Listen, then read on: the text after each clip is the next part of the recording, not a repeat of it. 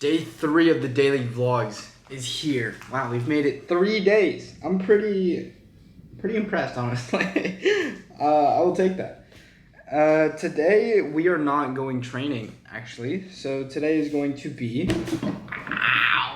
today is going to be a work day because I have a lot of things I need to do for content and figuring out what I want to do for business or how I can optimize systems, because I'm someone who always likes to be more efficient, be more productive. Productivity is a very important thing to me because when you're productive, it allows you to also enjoy your life, because you don't spend hours and hours doing something that you can finish in 1 hour. And that allows you to open up your time for other important things like downtime, family, friends, all that stuff. So systems, habits, routines are very important to me. So I'm going to be talking a little bit about how I plan for my days, how I'm productive, and today we're going to actually go out and find different cafes to work in, because I don't like working in the same area that I sleep, and I don't like being trapped in my room, and it's really easy to go outside in Thailand. So we're going to be going out and finding a cafe to work in, maybe multiple. I don't like hopping around too much, but we'll go test different ones out. I also don't want to buy coffee at every single place, so I don't want to go to too many places. Oh, excuse me. But we're going to go out, do work. Today is going to be kind of like a rest day from training, but it's going to be a work day for me. So what I have here, or what I'm looking at, is my Notion page, and I have all of my stuff in here. It's like people call it like second brain, kind of. And it allows me to keep track of things online in one space, so I don't have to constantly think about it in the back of my head, because that's a big reason why a lot of students are stressed. And a lot of reason, not even just students, but just people in general are stressed. It's because they're constantly thinking about the work they have to do, the meeting they have. And even if they're like, I'm trying to enjoy my time, I'm drinking, I'm hanging out with friends, in the back of their mind, they know that they have this task to do, and that kind of leaks into their mood and ruins their outing. So I have this so I can keep track of everything. So I have my to-do list, my tasks for school, business, and then I have a calendar for when I need to get these things done. That way I know this day, this has to be done, or that's when this is due, so I don't have to constantly think about it. I can just let it go and be like, oh, it's due in 2 days. I can do it tomorrow, take out a block, do the work, whatever. So that's one way that I reduce stress tremendously, especially when I have a bunch of different tasks.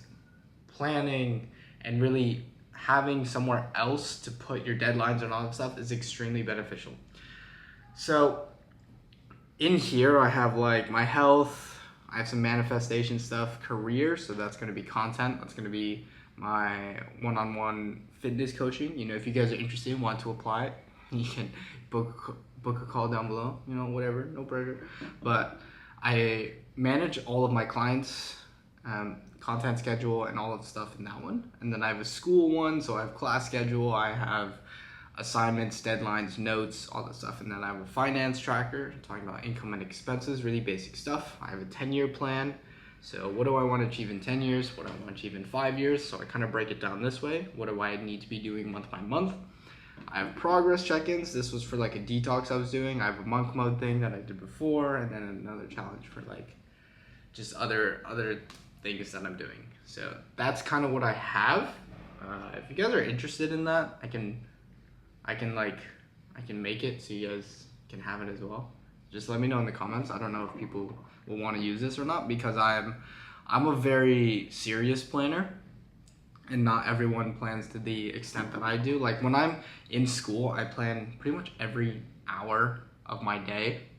So I don't know if this will be beneficial to everyone, but just let me know. Okay, so that's pretty much it. I need to wait a bit. I'm icing my leg because in sparring, I kicked someone and they blocked like this, and their elbow hit my ankle, like the soft spot of my ankle. It just, yeah, so it's a little swollen right now. I'm just icing, and then we're gonna go out. I need to change, but I'm gonna look up some cafes actually. I don't know which ones are around here. There's one like right across my place that I want to go to, but there's no free Wi-Fi. They don't have any Wi-Fi.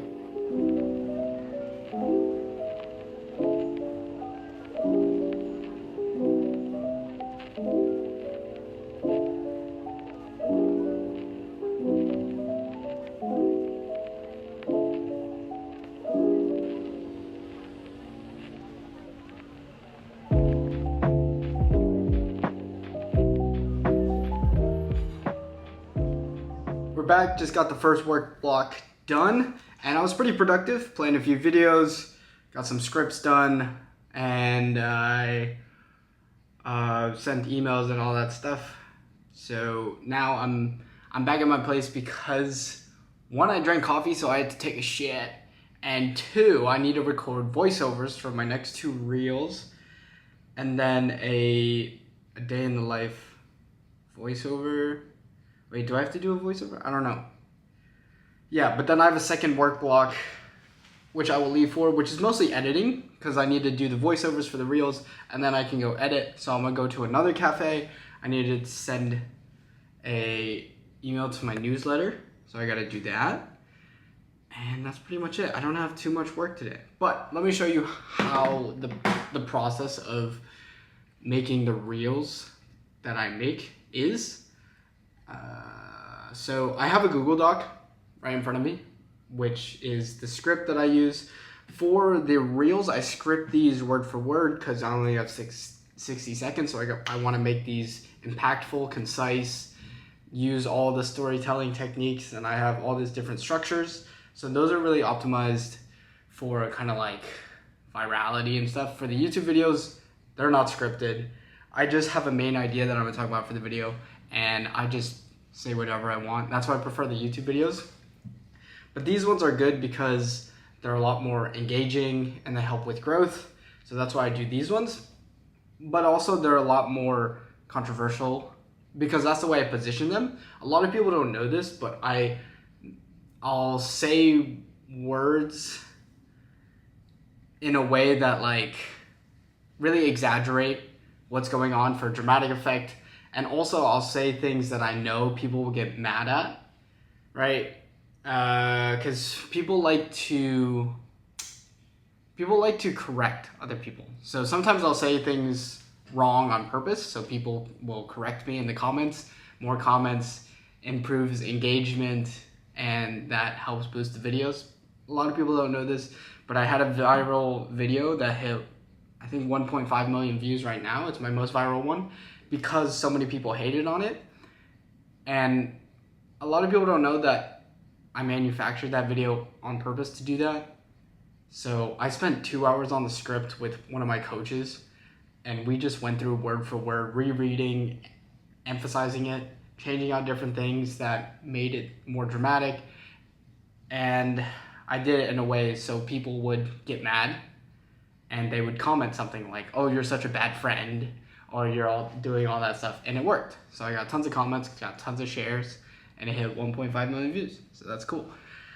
Yeah, so that wasn't really to grow my account. It was more so just testing to see the formula for virality, because there is a formula when it comes to content. Not everything is unpredictable. Not everything is up to luck. You can really touch on people's emotions and use that to your advantage for content.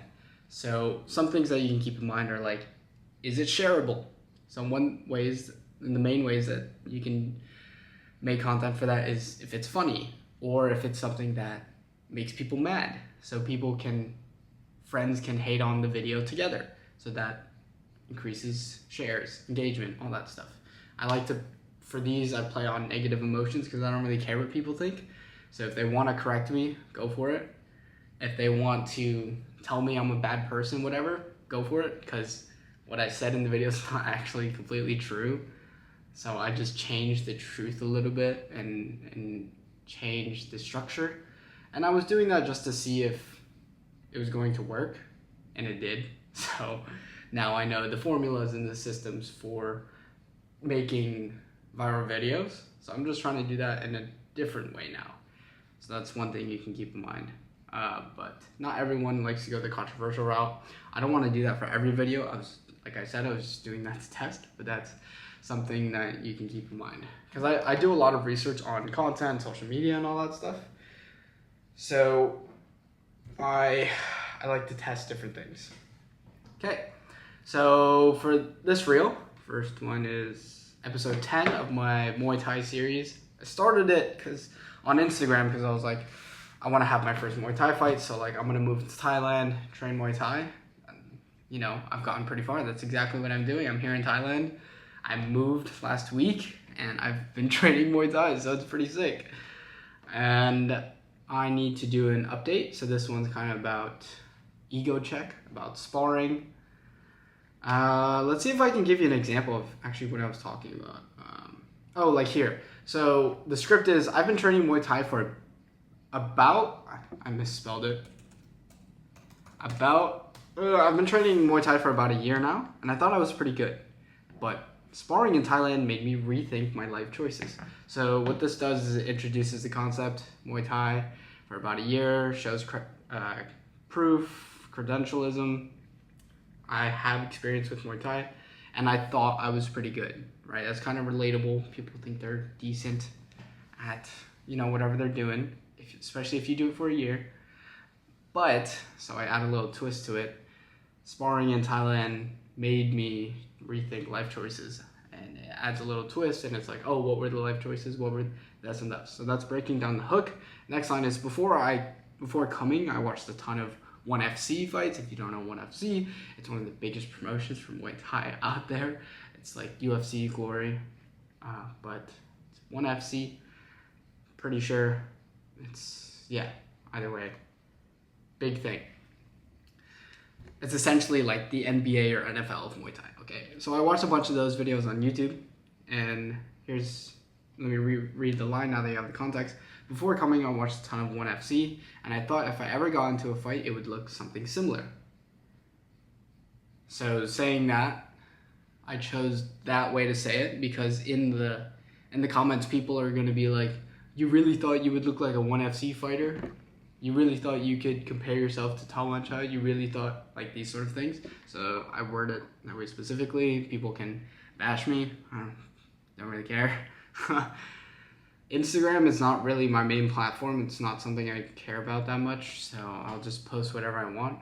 YouTube is all about more personal aspect. And that's why these are like kind of unedited videos, me talking for tons of time. So I want to show you the method behind the madness for the YouTube videos. I'm going to show you why I do the things that I do, so you don't just see the surface level stuff that you see on Instagram. Because a lot of people watch my reels and they think they know me.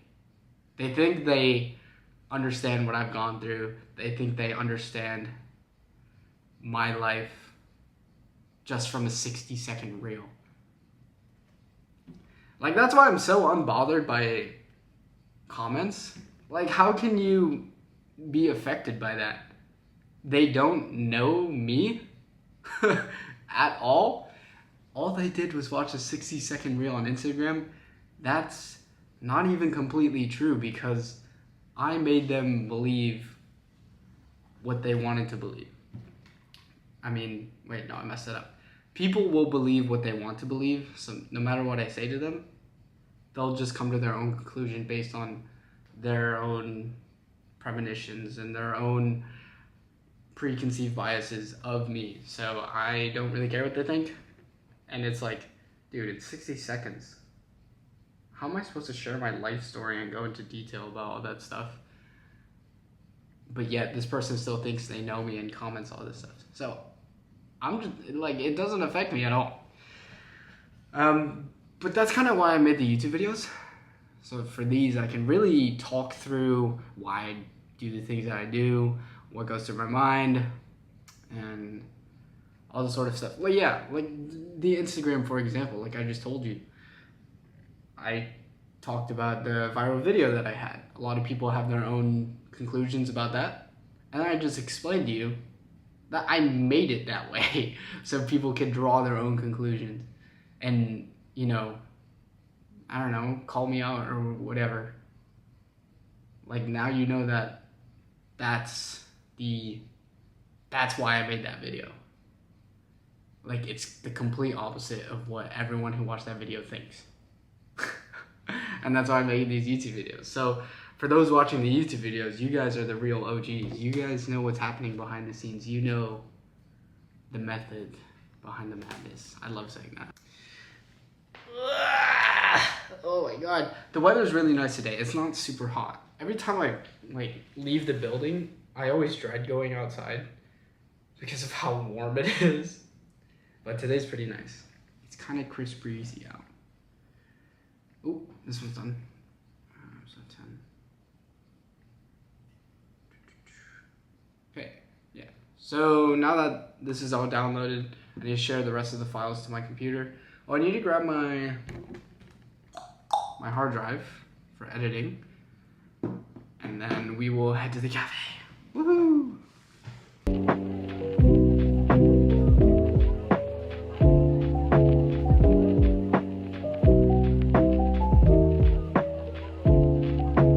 Second work block complete. It was a very focused hour and 36. I like the time when I do work, just because I don't know. I feel more productive when a timer's going. Whatever. But I still have some editing stuff to do. I actually came back because I had to use the bathroom, and there's no bathroom there. And also I was getting a really bad headache. I don't know if it was where I was or if I'm drinking too much caffeine. I'm not used to drinking caffeine really, so could be that. But I had a really bad headache, so I came back, used the bathroom, and I just got a few more things to finish up, like just with the editing, and then I'm going to watch some K-dramas and hang out. And it's like 2 o'clock. It's actually 1 o'clock now, but when I finish it'll probably be 2 o'clock. So 2 o'clock is when I'll start to relax, and then I might do another work block if I need to. I don't really need to. I don't have too much stuff to do, honestly. So I might just watch K-dramas for the rest of the day. That's honestly what my life is like. I'm not here to lie to you guys and be like, yo, after this, I'm gonna go do work for 5 more hours. Nah, dude, I'm gonna go watch Netflix. I need to add music to this video, and I'll probably post it tomorrow. And that's pretty much what I'm doing for the rest of the day. Yeah. Oh, and for consistency, what this video is about, I want to talk a little bit first before I end the video on what people get wrong about it. So a lot of people think you have to be working all the time. Like, you see all the red pill self-improvement stuff online. It's like, oh, you gotta be working 12-hour days if you want to be an elite level entrepreneur. Maybe. I wouldn't know. I'm not an elite level entrepreneur. But I prefer balance in life. I don't want to constantly be working. Like, that's not my dream life.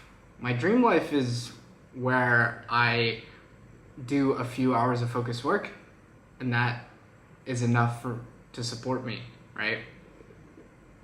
I've come to the realization that I don't need to be an absolute billionaire. I just need enough money to be, kind of comfortable, right? Where I don't have to worry about it too much. So I don't need to make the most amount of money in the world or make all the money in the world, right? So I'm leaning more towards the side of balance, to where I can make enough money to support myself and my family and all that jazz, but also to where I'm not working all the time. Because I like having time for myself, time to train, time to do the things that I enjoy, like golfing, watching Netflix, right? So I really think balance is a lot more important. To me, it's not really about how long you work. Like, if you're doing 12-hour days, great, good for you. But how much are you really getting done? Like, for me, it's about efficiency. So what someone gets done in 5 hours, maybe I could get done in an hour. And to me, that is infinitely more beneficial, right? Even though they're like, oh, I did deep work for 5 hours today. It's like, cool. I got the same amount of work done in an hour. So that's why I think being productive and consistent is so much more important, right? So here are 3 tips on how you can kind of be more productive. So when I'm choosing a cafe, cafes are kind of hit or miss. You know, you got to test a few out, right? And I have some criteria when going into choosing one. One is making sure the environment isn't too distracting. Like, which way are you facing? If the cafe is bustling or not, right? If there's always people going in and out, that's very distracting for me and I can't really focus. Especially since a lot of these cafes have like big glass windows so you can see the cars going by and all that stuff, which is fine. Cars going by is fine. But in the cafe, if people are always getting up, moving around and stuff, that's distracting for me. If there's too many people in the cafe, it's kind of overstimulating. It's distracting for me. Another tip I have is when you're actually doing work, put your phone off. I have a specific focus mode. So it's called work, and it blocks all my apps, only lets my certain people in. I think it's my mom, my dad, my sister, my brother. Those are the only messages I'm allowed to get at that time. So I do that, I turn my phone off, and put it in my bag where I can't even see it. That way you don't have that urge to just pick up your phone. Okay, and then last one is don't multitask. When you're working, don't try and do multiple things at once. Put all your attention into one thing, finish that, and then move on to the next. I know it's really easy to multitask because it's like, oh, I could be more effective if I put up multiple things. But then what's the word?